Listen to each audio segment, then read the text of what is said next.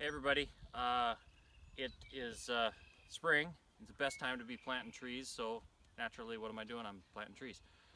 We've got a bunch of fruit trees putting in today, so I want to walk you through the process I use in order to make sure that my trees are going to take off and be the healthiest they can be.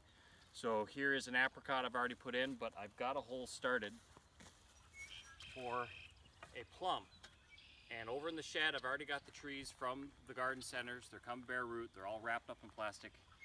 And what I really want to make sure we do is not expose those roots to open air as much as possible. So I've pre-dug the hole or I've got the sod off where I want the tree to be. I went in and I looked at the size of the root system and how deep I need to dig the hole. And now I'm going to dig the hole to roughly that depth, and then I'll grab the tree, and then we'll come back with video and show me putting it in the ground.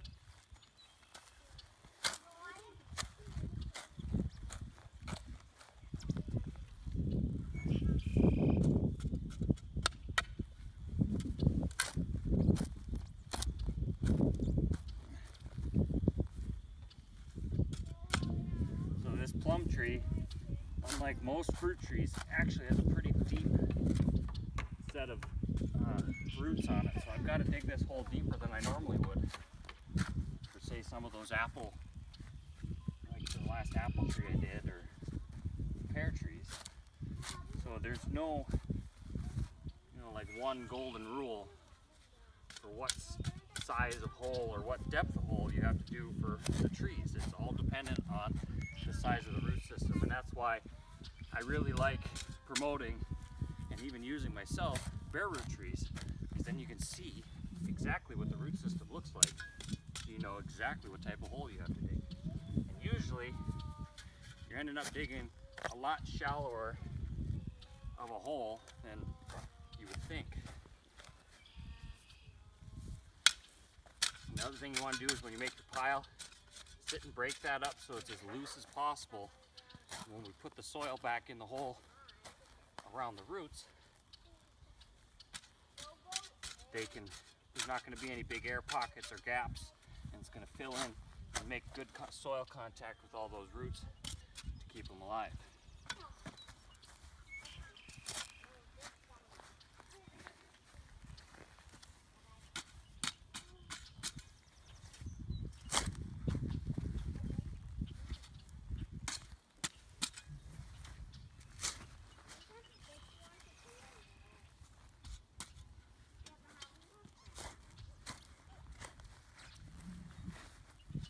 These aren't very big trees.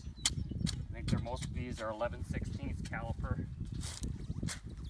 They're outside.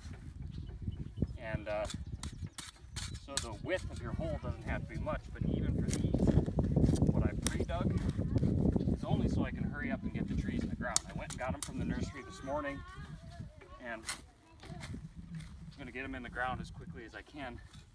And then afterwards, once we get them in the ground and watered and everything, I'll come back out and dig the sod out further and get the wider planting hole to that 2 to 3 times the size of the root ball that's recommended, just to kind of help save me some time and making sure I get the trees in the ground.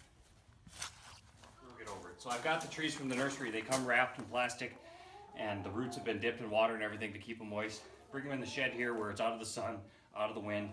Gonna keep it cooler. And just one tree at a time, right? You notice I don't have these trees out sitting out there next to the planting holes and being exposed to all those elements. These really small fibrous fruits can start to die with normal air exposure in a matter of a few minutes. Just make sure I got the right tree here. Yep. All right, let's go stick it in the ground. All right, so for this tree, I'm gonna want the soil level to be right here, just above to where these roots flare out here. Not necessarily where the graft is, but where these roots flare out. So this graft is gonna be out of the ground maybe an inch or two. I'm gonna take that this lowest branch. Oh, and that one's actually broken. So I'm going to use this one and put that to the southwest. That's going to help with any sun scalding or anything else in the future. And looking at this, okay, I misjudged. I'm too deep. where the soil level is going to be. So real quickly, fill some of this back in.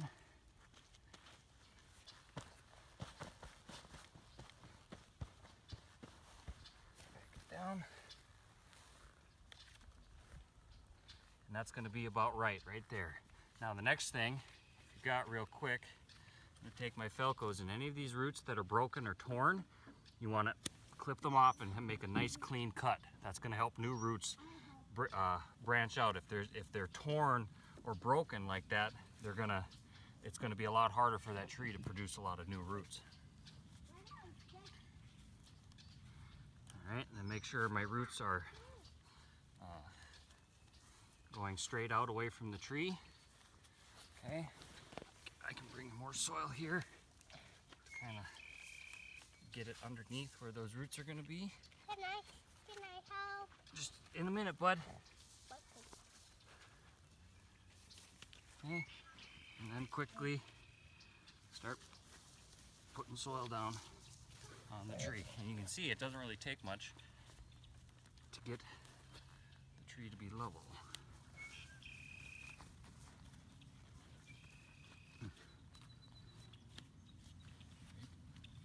Right about there.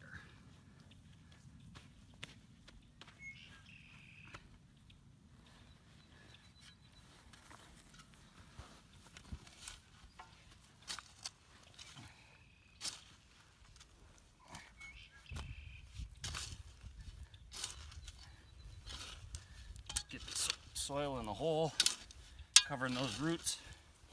Now those roots hopefully weren't out exposed more than a minute or two. And then I can come back with my hands.